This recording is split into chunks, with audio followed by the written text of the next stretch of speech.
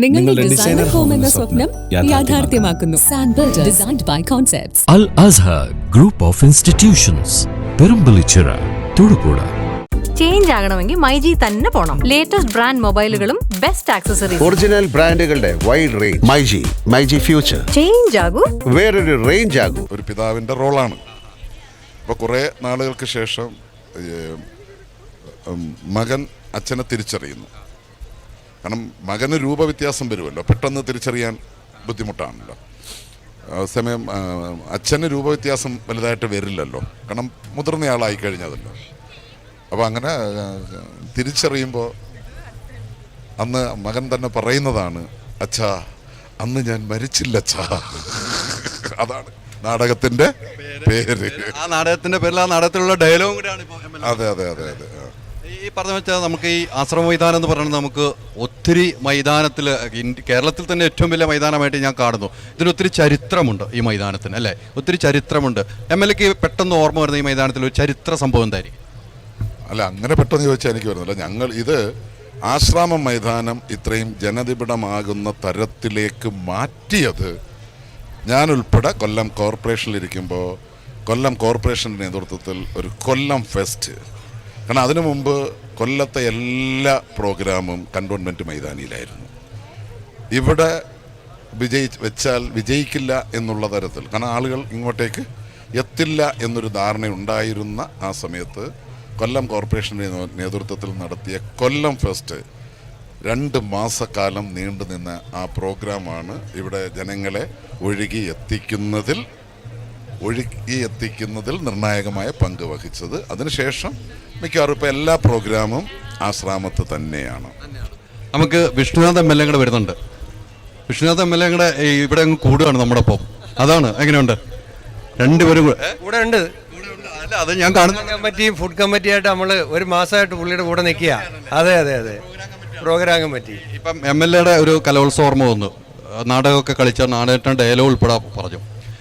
വിഷ്ണുനാഥ് MLAക്ക് ഇത് നാടകമാണ്. വിഷ്ണുനാഥ് ഞാൻ സ്കൂളിൽ നിന്ന് വന്നത് നാടകത്തിലാണ്. 1 നാടകം, 2 പദ്യപാരായണം.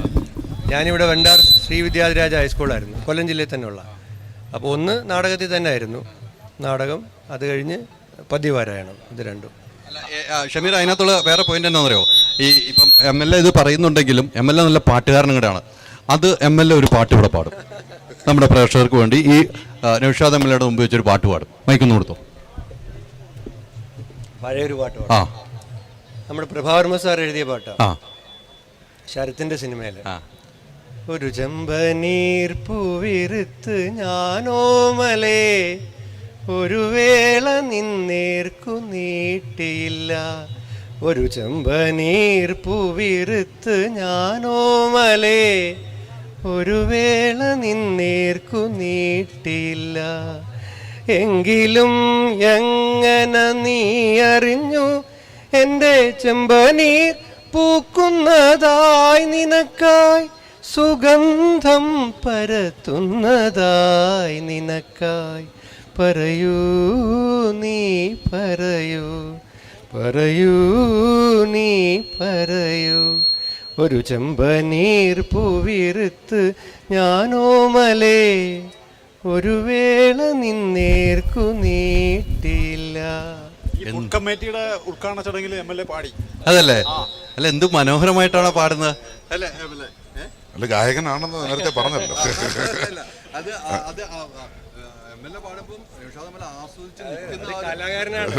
കലാകാരനാണല്ലോ പുള്ളിയുടെ. ഞങ്ങള് നിയമസഭയില് നൗഷാദിന്റെ ഒരു ശബ്ദം കേട്ടിട്ടില്ലേ? ഒരു ശരിയായ നാടക നടന്റെ ശബ്ദമാണ്. അപ്പൊ നിയമസഭയിൽ സത്യം ഞങ്ങൾ പറയാറുണ്ട്, മൈക്ക് ഓഫ് ചെയ്താലും പ്രസംഗിക്കാൻ പറ്റുന്ന ഒരാളാണ് നൗഷാദ് MLA. മൈക്കിന്റെ ഒന്നും ആവശ്യമില്ല, അത്ര വലിയ ശബ്ദമാണ്, അത്ര ഗംഭീരമുള്ള ശബ്ദമാണ്.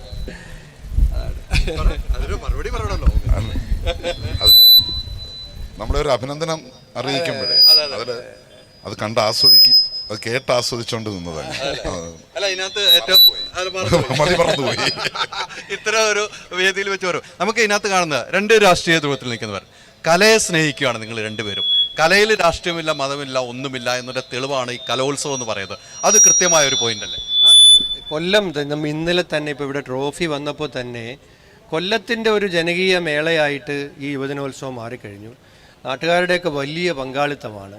അപ്പോൾ കല എന്ന് പറഞ്ഞതിനകത്ത് യാതൊരു രാഷ്ട്രീയവും ഇല്ല, കലയ്ക്ക് മതമില്ല, കലയ്ക്ക് സാധാരണക്കാരനെന്നോ സമ്പന്നനെന്നോ ഉള്ള വ്യത്യാസമില്ല. അപ്പോൾ അതാണ് കല എന്നതിൻ്റെ ഒരു പ്രത്യേകത. അപ്പോൾ കല എല്ലാത്തിനെയും ഒന്നിപ്പിക്കുന്നതാണ്, കല എല്ലാത്തിനെയും ഒരുമിപ്പിക്കുന്നതാണ്, എല്ലാ മതിലുകളെയും ഇല്ലാതാക്കുന്നതാണ്. അപ്പോൾ ആ ഒരുമയാണ് ഈ കലോത്സവ വേദിയിൽ നിൽക്കുമ്പോൾ നമുക്ക് കാണാൻ കഴിയുന്നത്. ഈ നൗഷാദ് എം എൽ എ നേരത്തെ പറഞ്ഞതുപോലെ ഇദ്ദേഹം യൂത്ത് ഫെസ്റ്റിവലിൽ പങ്കെടുത്തിട്ടുണ്ട്, നാടക നടനാണ്. നാടകത്തിൻ്റെ പേരൊന്നും നിങ്ങളുടെ വിഷ്ണു എം എൽ എ കേട്ടിട്ടില്ല, നാടകത്തിൻ്റെ പേരൊന്ന് കേട്ടു വയ്ക്കണം. ഞാൻ വിഷ്ണുവായിട്ടുള്ള ചാനലിൽ ഒരുമിച്ചുണ്ടായിരുന്നു, അത് വിഷ്ണു കേട്ട് കഴിഞ്ഞു. അത് ഉറപ്പല്ല ഓർത്ത് കാണത്തില്ല, ഒരു തവണ കേട്ടതേ ഉള്ളൂ. അച്ഛൻ അല്ല, അന്ന് ഞാൻ മരിച്ചില്ല എന്നുള്ളതാണ്. അന്ന് ഞാൻ മരിക്കാത്തതുകൊണ്ടാണ് ഇപ്പൊ MLA ആയിട്ട് നിൽക്കുന്നത്. അതാണ് എന്റെ കൃത്യമായ പോയിന്റ്. അതുകൊണ്ടാണ് ഇവിടെ ശക്തനായി നിൽക്കുന്നത്. നിങ്ങൾ രണ്ട് കമ്മിറ്റിയിലാണോ? ഇത് പ്രോഗ്രാം കമ്മിറ്റിയിലും ഇത് ഫുഡ് കമ്മിറ്റിയിലും. ഫുഡ് കമ്മിറ്റിയുടെ പ്രവർത്തനം എങ്ങനെയാണ്? ഫുഡ് കമ്മിറ്റിയുടെ പ്രവർത്തനം നന്നായി നടക്കുന്നു. ഇവിടെ 2 കമ്മിറ്റികൾ അങ്ങനില്ല. ഇവിടത്തെ സംബന്ധിച്ച് ഒരു ടീമാണ്. പരസ്പരം അങ്ങോട്ടും ഇങ്ങോട്ടും നടത്താൻ പറ്റത്തില്ല. പരസ്പരം അങ്ങോട്ടും ഇങ്ങോട്ടും സഹായിച്ചും സഹകരിച്ചും. ഇപ്പോൾ ഫുഡ് കമ്മിറ്റിയുടെ അവരുടെ ആവശ്യങ്ങൾ നമ്മളെ ശ്രദ്ധയിൽപ്പെടുത്താറുണ്ട്, നമ്മളത് ഇടപെട്ട് പരിഹരിച്ചു കൊടുക്കാറുണ്ട്. തിരിച്ച് പ്രോഗ്രാം കമ്മിറ്റിയുടെ ചില കാര്യങ്ങൾ ഫുഡ് കമ്മിറ്റിയുടെ ശ്രദ്ധയിൽപ്പെടുത്തും. ആ ശ്രദ്ധയിൽപ്പെടുത്തുമ്പോൾ അത് ഇടപെട്ട് പരിഹരിക്കുക. എല്ലാ കമ്മിറ്റികളും 20 കമ്മിറ്റികളുണ്ട്. 20 കമ്മിറ്റികളും വ്യത്യസ്ത സംഘടനകളാണ്. പക്ഷേ ഇവിടെ എല്ലാവരും ഒന്നാണ്. അതാണ് ഈ മേളയുടെ ഏറ്റവും വലിയ പ്രത്യേകത. ബഹുമാനപ്പെട്ട മന്ത്രി നേരിട്ട് ദിവസങ്ങളോളം ഇവിടെ ക്യാമ്പ് ചെയ്ത് എല്ലാവരും ഒരുമിച്ച് കൂടുമ്പോൾ കലോത്സവവുമായി ബന്ധപ്പെട്ടിട്ടുള്ള പോരാക്കുറവുകൾ അതെങ്ങനെ പരിഹരിക്കാം, അതിൽ ആരൊക്കെ ഇടപെടണം, ഇങ്ങനെയുള്ള ചർച്ചകളെ ഇപ്പം ഇവിടെ ഉള്ളൂ. അത് മാറ്റണ്ടേ? എന്നോട് രാഷ്ട്രീയം വേണ്ട എന്ന് പറഞ്ഞതാണെന്ന് എനിക്ക് മനസ്സിലായല്ലേ? അതാണ് പറഞ്ഞത്, അത് മാറ്റണ്ട എന്ന് കൃത്യമായിട്ട് എനിക്ക് മനസ്സിലായി.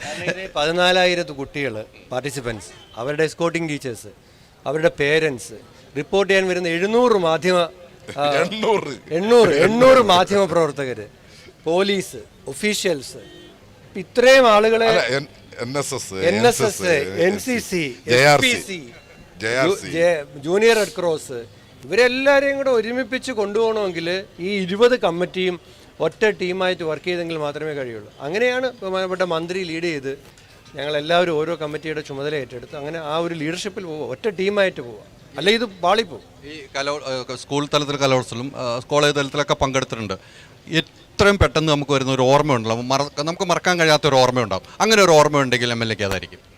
ഞാൻ കലോത്സവം കോളേജ് നാടകത്തിൻ്റെ മത്സരത്തിൽ പങ്കെടുത്തിട്ടുണ്ട്. അത് OV വിജയൻ്റെ കടൽ തീരത്തെന്ന് പറഞ്ഞ നാടകം അഹമ്മദ് മുസ്ലിം സംവിധാനം ചെയ്ത.